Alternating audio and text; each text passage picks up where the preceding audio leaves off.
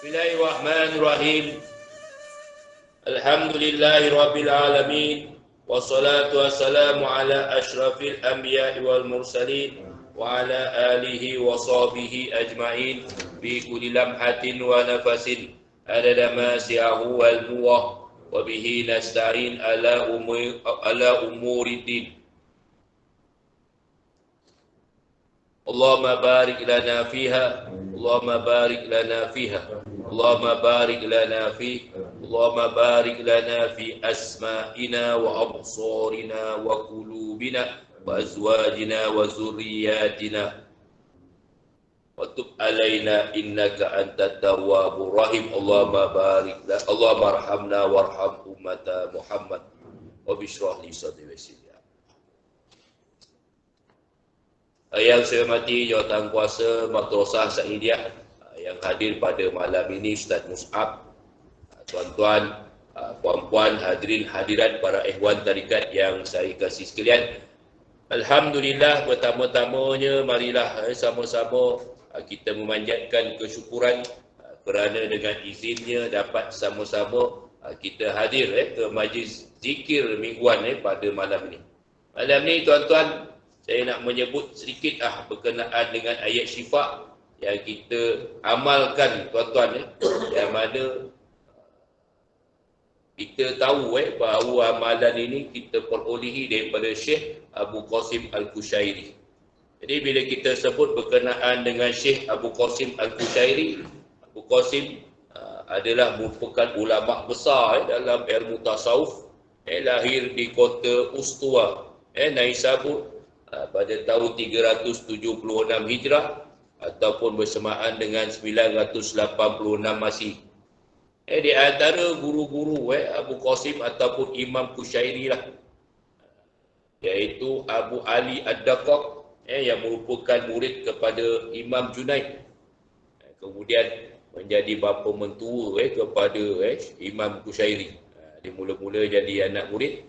Kemudian Abu Ali ini diperkenal dengan kecergasan Imam Kushairi, ambil menjadi menantu.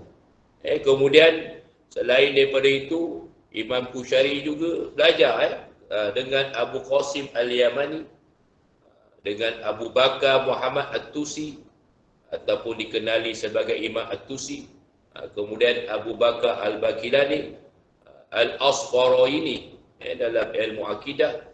Kemudian belajar juga dengan Abu Bakar Al-Furaq dalam bidang fiqh. Imam Kushairi ini merupakan ulama mazhab Syafi'i. Pernah ada pengalaman tuan-tuan disebabkan pengaruhnya besar di kampung halaman pada masa yang sama, maknanya pemerintah yang berketurunan Saljuk bermazhab Hambali dilagakan oleh pegawai-pegawai kerajaan, lalu dihalaunya Imam Kushairi daripada kampung halamannya. Tapi yang heranlah tuan-tuan, pengaruh mazhab Hambali ada masa dulu memang macam tu. Disebabkan bilangan pengikut dia tak ramai, ada sampai satu masa tu dikisahkan ada juga dipaksa orang-orang mengikut mazhab Hambali ni.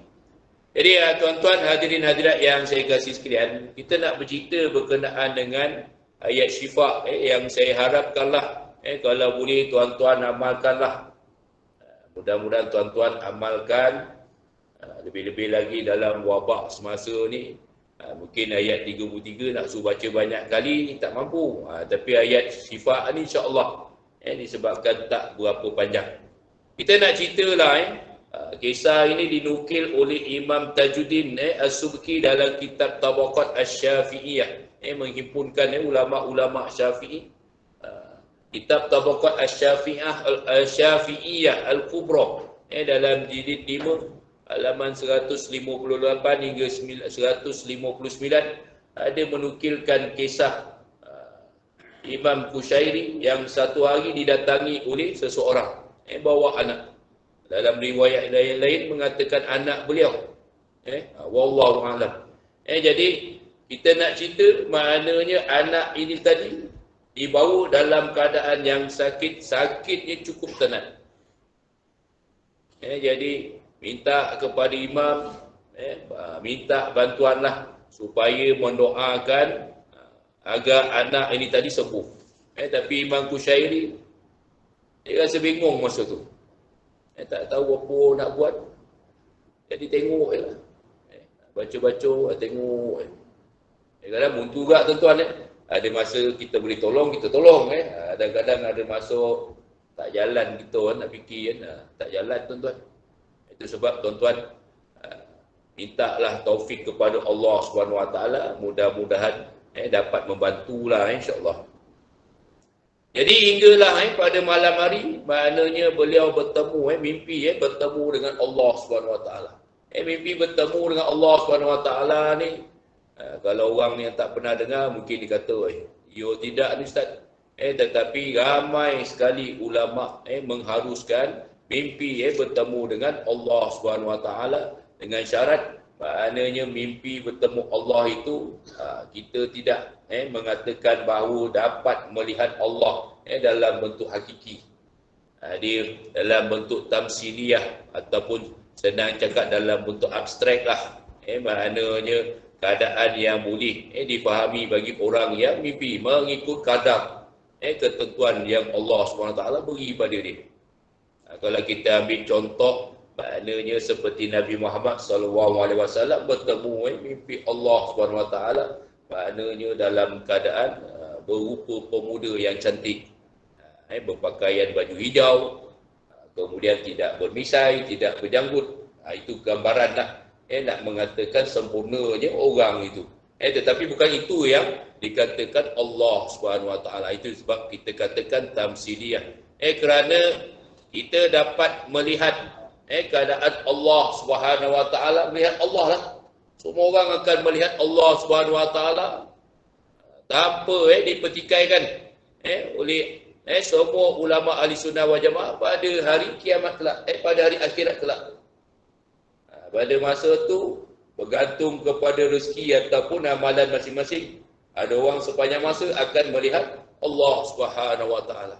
Sebagaimana firman Allah Subhanahu wa taala dalam surah Al-Insan, dan begitu juga dalam surah Al-Qiyamah, auzubillahi minasyaitonirrajim, wujuhu yauma idzin nadirah ila rabbiha nazirah. Maknanya pada hari itu, pada hari akhirat nanti, muka orang yang beriman berseri-seri. Siapa nak anak dia berseri-seri, bagi nama Nadirah. Bagi nama Nadirah. Kalau kata orang bagi nama Nadirah, cari betul-betul tuan-tuan. Bagilah, dapatlah berseri-seri. Jadi kerana apa? Orang beriman berseri-seri kerana melihat Tuhannya. Kerana dapat melihat Tuhannya. Dalam satu riwayat yang lain, maknanya dahikatun mustakbirah. Mustabsyirah, dahikatun mustabsyirah. Maknanya dalam keadaan ketawa dan dalam keadaan yang sangat gembira lah. Disebabkan dapat nikmat seperti ini. Jadi ini memang kita tak nafikan lah tuan-tuan dalam hari akhirat, kecuali kalau tuan-tuan berfahaman macam Mu'tazilah. Mu'tazilah tak ada lah. Sampai ke mati pun tak jumpa. Mu'tazilah, Khawarij, Jam'iyah, kemudian Murji'ah, mana-mana kumpulan-kumpulan yang banyak mengikut akal.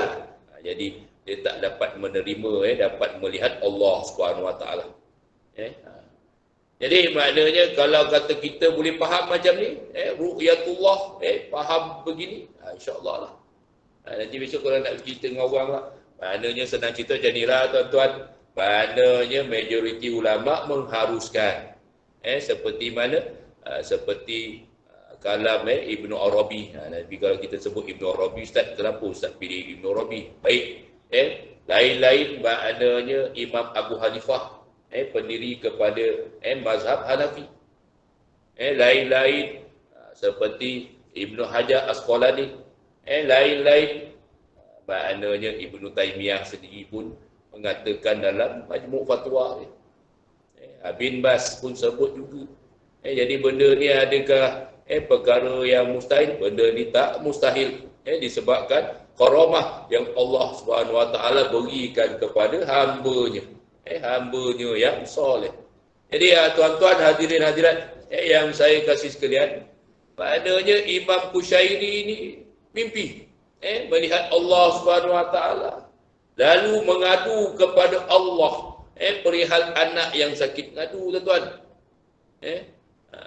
Lalu Allah Subhanahu Wa Taala pun perintahkan, jawab, kumpulkan ayat-ayat syifa yang ada dalam Al-Quran, kumpulkan. Kemudian baca ayat-ayat itu pada anak tersebut. Kemudian kalau boleh tulis dalam bekas. Sebahagian mengatakan tulis dalam kertas lah tuan-tuan. Dan kemudian rendam dalam air. Bagi orang tu minum. Tapi kadang-kadang kita dah malas tuan-tuan, baca tuan-tuan kan. Tapi nak beritahu, maknanya kadang-kadang ada masa-masa ayah bona tuan-tuan kita duduk kat sini, kawan yang minta doa tu duduk jauh. Kiri melayat. Kau rondam ayat ni. Minta baca ayat syifa. Apa ayat syifa? Oh, letih tu kan. Jadi, bagi dia ayat. Kadang kita bagi kat. Ustaz. Mula lah panjang dia punya napis tu kan. Ustaz. Sabona saya tak roti baca Ustaz. Jadi, boleh tak Ustaz baca kan? Boleh baca kan. Tapi, masalahnya bukan kita boleh tawar kat dalam handphone tuan-tuan kan. Itu masalah. Kan? Boleh kita tawar dekat dalam handphone, okey lah. Kan? Sebab kalau ikut kalam ulama-ulama dulu bila sebut pasal telefon ni, dia kata suara syaitan. Jadi kita pun takut juga. Kecuali ulama-ulama yang orang kata yang boleh menerima arus pemodelan, dia kata kalau takut suara syaitan, bacalah apa ni? Bacalah surah Isti'azah ataupun beri salam. Takkanlah syaitan nak sebut pula benda-benda itu. Jadi ulama-ulama yang menerima Jadi maknanya macam itulah maknanya kalau kata ada orang lah nak minta bayar bona kita kirim lah ayat. Tapi janganlah tuan-tuan kirim ayat ni buat kuyak je sini kan. Punyalah teruk dia punya malai tuan-tuan. Bolehlah tulis minta supaya direndamkan. Jadi setelah mimpi tu selesai mimpi tu, maknanya dia jaga Imam Kushairi ni cari anak tu tadi. Dibacakan dan diperlakukan sebagaimana dalam mimpinya tadi. Dengan izin Allah Subhanahu Wa Taala, anak tersebut berjaya disembuhkan dengan izin Allah Taala. Jadi tuan-tuan, hadirin hadirat yang saya muliakan, inilah ayat-ayat yang selalu kita baca tapi jarang-jaranglah kita nak memperjelaskan. Kadang-kadang kalau orang tanya saya cakap ini apa ni amalan daripada mimpi Abu Qasim, Syekh Abu Qasim Al-Kushairi. Saya nak cakap macam itulah.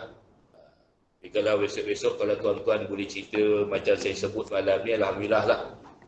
Memadai lah kalau kita katakan maknanya kisah ini dinukilkan oleh Imam Tajuddin As-Subki dalam kitab Tabaqat yang menjelaskan semua ulama-ulama Syafi'i. Banyak jilid tuan-tuan lebih daripada 5 jilid. Yang kita sebut ni pun dah jilid yang kelima. Jadi tuan-tuan hadirin hadirat yang saya muliakan, malam ni insya-Allah kita akan baca Yasin dahulu tuan-tuan. Kemudian kita akan bacalah zikir, kita akan zikir 5. Kalau ada peluang nanti kita bacalah ayat syifa yang kita sebut sebentar tadi insya-Allah. Ikut kelapangan masa yang kita sempatlah insya-Allah. Astaghfirullahalazim, astaghfirullahalazim, astaghfirullahalazim. Allahumma anta rabbi la ilaha illa anta khalaqtani wa ana abduka wa ana ala ahdika wa wa'dika mastata'tu. A'udzu bika min syarri ma sana'. Abu'u laka bi ni'matika alayya wa abu'u bi zambi faghfir li fa innahu la yaghfiru dzunuba illa